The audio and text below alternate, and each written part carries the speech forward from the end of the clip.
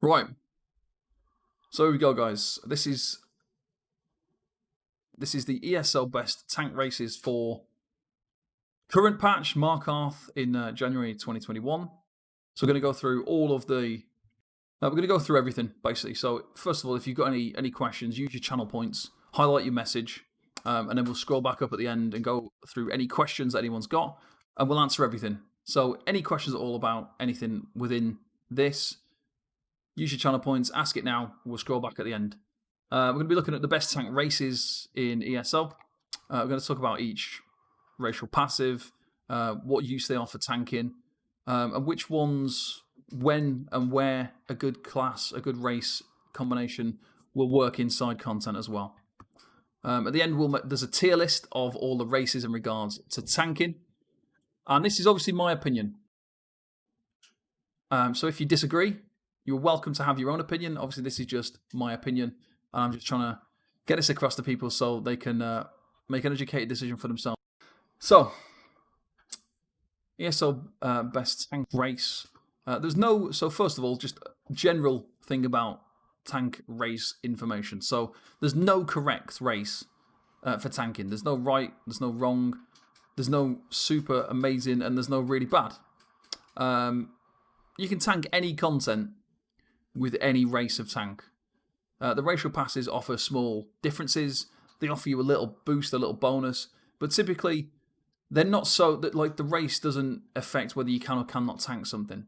It'll just give you a little bit of help in certain areas where you might be struggling.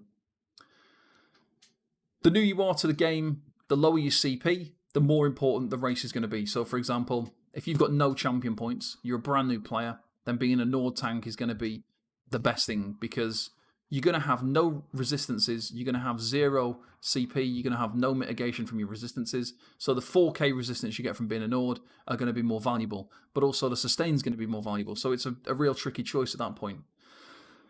The best race can sometimes depend on what sort of content you're doing.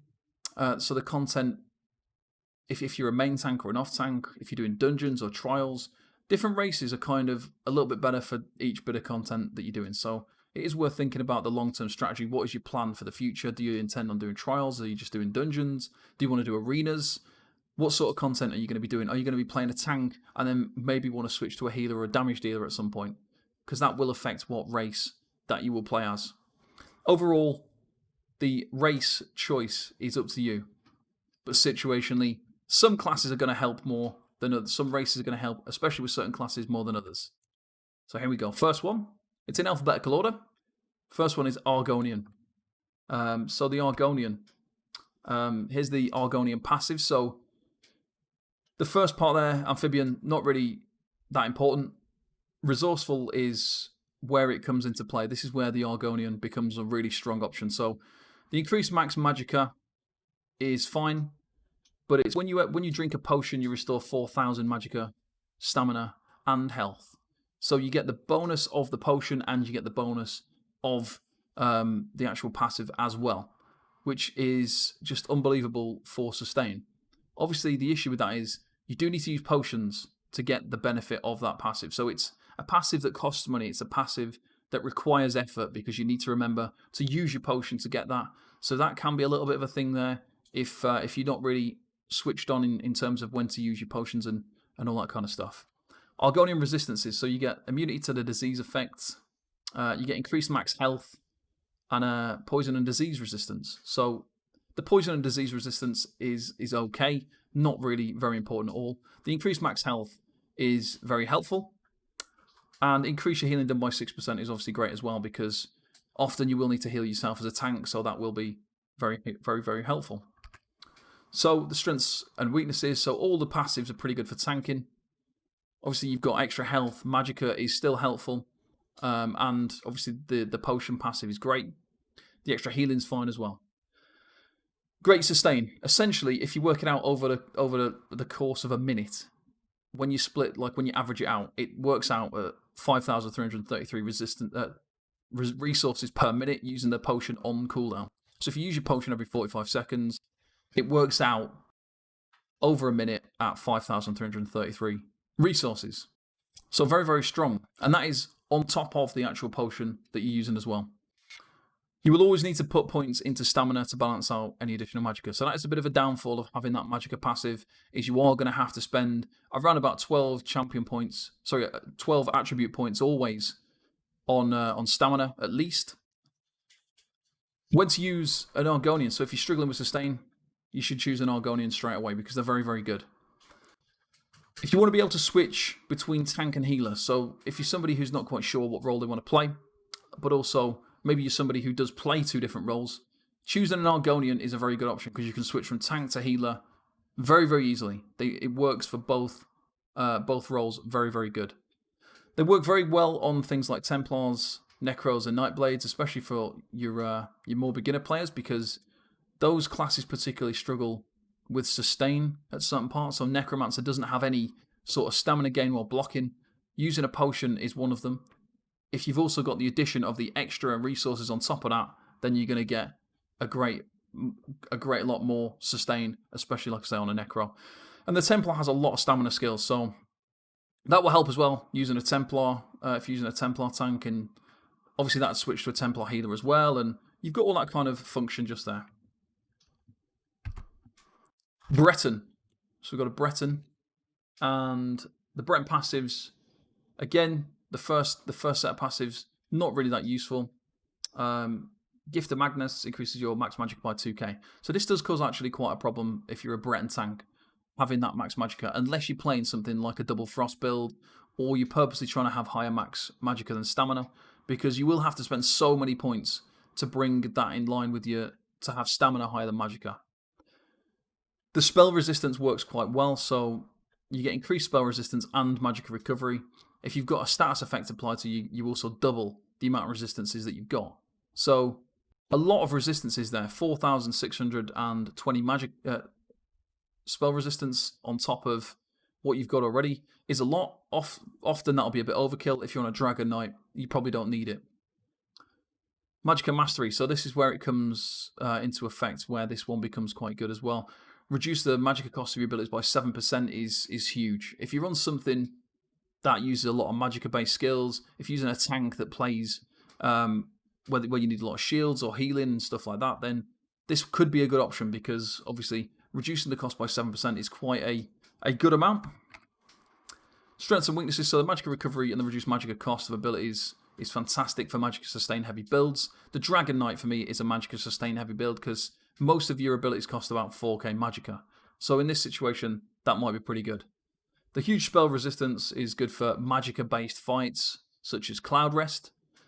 It's easy to switch between sort of magicka DD, healer, and tank with this. The worst one you're probably going to be is the tank. The tank playing as the Breton is probably going to be the worst of the 3.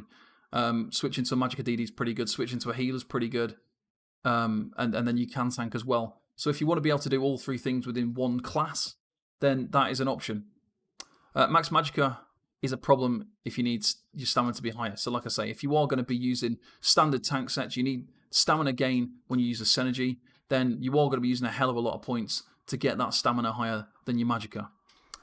Best places to use a Breton, obviously Cloud Rest is a fantastic place to use it if you don't tank very often. Maybe you're going to be the 3rd tank in your group, then using a Breton tank on something like a Warden and things like that would be a really, really good option. They're great for magicka sustain if that's something you find it difficult. Obviously, magicka sustain is easily not a problem by just using a skill such as balance. So this particular race might become a bit derelict if you are somebody who is capable of using balance. They know when to use it and they use it quite a lot. Would work good on any class for helping with magicka sustain, and it's good for if you're often switching roles. Right, here we go. So Dark Elf is our next one. Passives for this one, again, Ashlander passives, not really super important. Environmental Lava, like almost never get hit by that. You don't really dual wield. Dynamic increases your max magicka and max stamina, so that is fairly useful.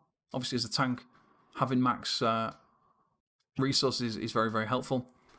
Increases your flame resistance and you gain immunity to the burning effect. So there are a few situations where that might be really useful, such as Sunspire and Vhoff. Increase your weapon and spell damage. So not really that useful, but if you do occasionally like to switch to DD, again, this would be quite a good option. Strengths and weaknesses. So there's a nice balance of extra magicka and stamina. Obviously, you don't just have extra magicka or extra stamina, it's both. So it doesn't cause you a problem of having too much stamina than magicka, or sorry, too much magicka than stamina or whatever. It's easy to convert between tank and then a magicka or stamina DD. So if you do like to play as a DD but occasionally do a bit of tanking, maybe you just want to tank some dungeons to jump the queue quicker, then obviously this would be an option because you would play a Dark Elf DD, switch it to a tank, put some tank sets on, nice and easy. Flame resistance is helpful in very specific fights, but there's not a huge amount of situations where you're going to make use of that.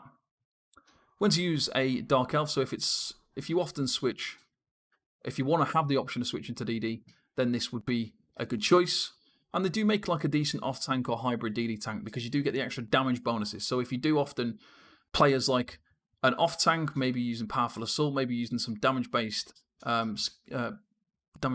sections of fights, where you are kind of a DD, or where you're hybrid kind of tanking, then that's going to be a good option as well because you do have the ability to do some damage as a tank, as a Dark Elf. High Elf is next. So High Elf passives, increased experience, I suppose, by 1%. Not a huge amount, but I suppose it's not too bad for when you're leveling up skills and stuff. Spell Recharge. Reduces damage taken by 5% when you are channeling. So that sounds good, but as a tank, there's almost no skills that have a channel time. So you're not really going to make much use of that. So it would be good if we had more channel skills. Luckily, we don't, or else that would be dropping our block. So there's a couple of them. Using Stone Giant's probably one. If you were to be using Dark Deal, that'll probably be one as well. So it's not really that valuable. Restores magicka or stamina based on whichever is the lowest after activating a class ability. So a nice little sustain tool because you can get magicka or stamina. So potentially, if you was running a double ice build, but you're not using the Tri-Focus passive and you need some way to gain stamina back, then the High Elf would probably be the best choice because if you're a High Elf double frost build using stamina for blocking and you've got no way of generating stamina back, but you have by this passive if you use a class ability. So that's pretty good. Increased max magicka, again, 2,000 extra magicka is a lot. So it makes it quite difficult to consider this for a stamina-based normal tank that has stamina that is higher. And then you get increased spell damage as well. So the spell damage, not a huge amount of use, but it will increase your healing slightly if you use a magicka-based heal. So the strengths and weaknesses, obviously decent option for magicka and stamina sustain. It's not as good as some of the other options, but it's still an option to be able to generate both of those resources in some kind of way. A few useless passives from the tank perspective. That's the only problem with it. So there is one or two passives there which have no real functional use. So that kind of dips it down a little bit in terms of its usefulness. And your magicka is obviously going to be higher than your stamina again.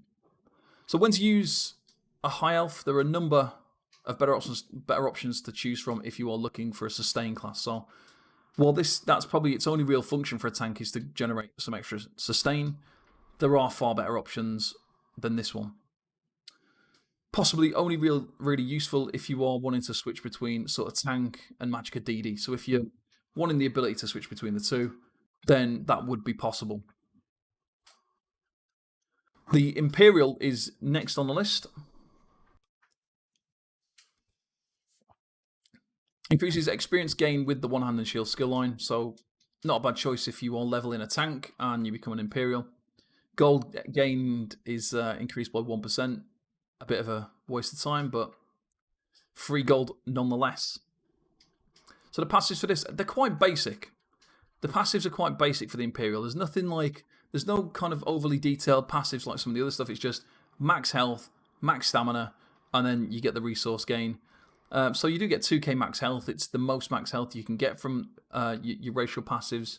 And 2k max stamina is the same amount as the best DD kind of class for stamina as well. So you do get a lot of extra max stats, which is great.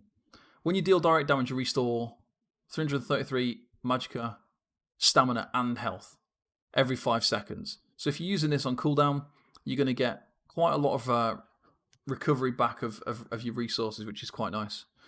And reduces the cost of your abilities by 3%. So this is a really, really good sustain class if you have it. The main problem with the Imperial is the fact that you have to buy it separately. It's not included in the base game, so you will have to purchase this separately. But it is a very, very good option for tanking. So it's got big additional magic and stamina. They are, great for sustaining. Over the course of a minute, if you proc the passive on cooldown, it's the equivalent of 3,996 resources. That's all 3 resources as well. And you get the reduced cost of everything. So it's hard to find a real weakness for this class. The only real weakness would probably be, compared to a Nord, is the lack of resistances. But you get a lot of sustained benefits in place of that. So when to use an Imperial? Well, the Imperial is one of the most well-rounded classes for tanking and worth using at absolutely any time. If you struggle for sustain, then absolutely go with Imperial. Khajiit is our next one. So passives again, they're kind of not bad for tanking. So we've got robustness, which increases your recoveries, all 3 recoveries. So health, stamina, and magic recoveries all increased. You also get an increase to max health, magic, and stamina as well. So all 3 recoveries, all 3 resources are all increased. Sounds pretty good. And increases your crit healing by 10% as well. Crit damage also, but the crit healing is what we're focused mainly on for this one. Then we've got, so the max resources recoveries are great. The max healing is really, really useful. The amount of extra stats is quite low. So where like the Imperial's got 2,000 health, 2,000 stamina, 4,000 extra total resources. Obviously the Khajiit is not giving anywhere near 4,000 in total. So it's quite a low amount. And the recoveries are often wasted. So the stamina recovery, the extra 85 stamina recovery is a waste. The magic recovery is nice. The health recovery is okay, but not overly valuable. So when to use a Khajiit, as mentioned here, most people only play this particular race because they like the appearance of being a cat. There's not really any other reason to play them. They're not bad for tanking. They're not a bad option for tanking, but there are other options that would perform better if you are looking for something that you really need the help, you really need the extra little boost from the racial passives. You're not really going to get a huge benefit from this, but it will help a little bit. Up next, we've got the Nord. So the Nord passives increase the duration of any consumed drink by 15 minutes. Not a bad option if you're using XP, especially when you're leveling up. So like you drink XP boost drinks, you get an extra 15 minutes out of them and that kind of stuff. 1,500 max stamina, pretty nice. It's helpful. Obviously, we need stamina. When you take damage, you get 5 ultimate. So you get some ulti gain. Not a huge amount, bear in mind. It's ulti gain, but it's not a huge amount. We get max health, which is pretty good as well. Cold resistance and immunity to the chilled effect. There's not really any situations where we get chilled other than the dragons, the frost dragon on VSS. I don't really know many other situations where there's actually that much chill status effect, but it's there anyway. Increased physical and spell resistance by 3,960. So that's probably one of the main reasons why you would choose a Nord, is for those resistances. So strengths and weaknesses, very, very well-rounded tank class overall. You gain quite a lot of extra defense. There's not really any other class, there's not really any other race that offers additional defense in like spell and physical. You gain about 7% more mitigation by playing on the Nord with all that extra resistance. Kind of downside to one of the passives, it takes over 8 minutes if you were looking at the ultimate passive. It takes over 8 minutes to get an extra aggressive horn to benefit from that ultimate gain. So a lot of people like to say Nords are great, you get all that ultimate. It takes over 8 minutes to get an extra warhorn, like a free warhorn, to cover that passive as basically being useful for ultimate gains. So while if you're combining lots and lots of different ulti gains and you're trying to build your ultimate fast, but you're using a lot of other stuff, then that's fine. But if you're relying on this to do an extra warhorn in a fight, then it's not really going to do what you're expecting it to, because it's going to take over 8 minutes. That's quite a long time to wait for a free warhorn, basically. So The ultimate passive is good, it's nice, it's fine if used with other sources of ultimate gain, but if you're just relying on this to get your free Warhorn, you're looking at well over 8 minutes to be able to do so. So when to use a Nord, Nords are a great option for all classes, all situations as a tank. They are one of the best for tanking. The lower the level you are, again, as I mentioned earlier, if you're really low CP and you've got no champion points into Elemental Defender and Hardy, then obviously you're losing a lot of percentages on your mitigation. So using a Nord will help counteract that a bit at low CP and low level, because you will be able to benefit from those extra resistances.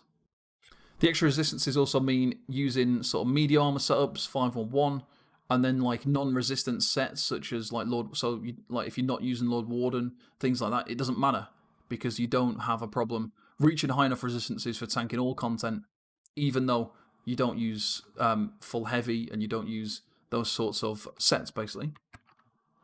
So Orc is next, and the Orc has got increased max stamina by 2k, so pretty good again. Got 1000 extra max health, and you heal 600 when you deal damage with a weapon ability. So every 4 seconds you get a nice little free heal, basically.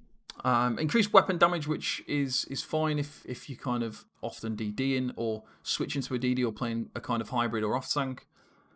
Increased sprint speed is really good for tanking, for moving, staying ahead of your group, keeping up with your group in some situations, quickly moving into position to stack adds and pick up bosses and that kind of stuff. So that is quite helpful. So yeah, good max health and free heal. So when you use your taunt, you use like 900 stamina to taunt and you get a 600 heal. It's not huge, but when you combine it with things like your health recovery as well and things like that, 600 health is a nice little additional heal that you wouldn't be getting on any other class, on any other race, sorry. Speed boost is great for staying ahead of the group and stacking up adds, as I said. And it works great for switching between tank and stamina DD. So if you are wanting to switch from stamina DD to tank and vice versa, or maybe also running a kind of off tank where in some fights you have to play as a DD, like on Halls of Fabrications, on the Spider Boss, you don't need 2 tanks. You only need 1 tank for that particular fight. So you might switch to a damage setup. And if you're on an Orc, you're going to do a bit more damage. So that works quite nicely for situations like that. Redguard. Redguard has increased experience gain with one-hand and shield skills. Increase the duration of eating food, so that's pretty good. That's pretty nice. Nice little perk there. So when you're using your food, you get an extra 15 minutes of time with that food. Reduces the cost of weapon abilities by 8%. And the effectiveness of snares applied to you by 15%. So quite nice bonuses there for tanking. Reduced cost on your weapon abilities is helpful. Reduce the effectiveness of snares, also very helpful. Increased max stamina is pretty good. An adrenaline rush, when you deal direct damage, you restore 950 stamina every 5 seconds. So actually a really good looking race for tanking. So 950 stamina every 5 seconds is not bad at all. So you're basically going to get a taunt for free. So when you use your taunt every 15 seconds, it's going to be free because the taunt, your pierce armor, costs about 950 stamina. So that's negating the cost of that skill, which is really quite nice. So every passive is useful for tanking. Everything has got some kind of tank use there, which is really nice. It's a great option for stamina sustain. And the 8% weapon cost ability reduction is not that useful. You don't really use that many weapon abilities. So while 8% is quite nice and it will reduce the cost of things like your taunt, your heroic slash, which we're currently not using this patch because of brittle. Things like your blockade though, this also includes, it's just all weapon abilities. So even your resto abilities, your destruction staff abilities, it doesn't matter what weapon you're using. If you're using a bow, all of them are going to be reduced. So when you cast blockade, it's going to reduce the weapon cost ability of your blockade. That's probably the main value of it, is you're going to reduce the magicka cost of that, which is pretty nice. So when to use a Redguard, anytime you're looking for some better stamina sustain, maybe you could consider this as an option, because it is quite decent and well-rounded for tanking. They would be pretty good for off tanks, and obviously you could also switch from off tank or tank to a damage dealer as well, and you can just put some damage dealer gear on, and you'll be able to seemingly switch between the two. Wood Elf. My personal favourite. Decreases your full damage taken by 10%. Useless. Increases stamina recovery by 258. Useless. Increases max stamina by 2k. Yeah, not bad, I suppose. Wood Elf. Let's just skip past them.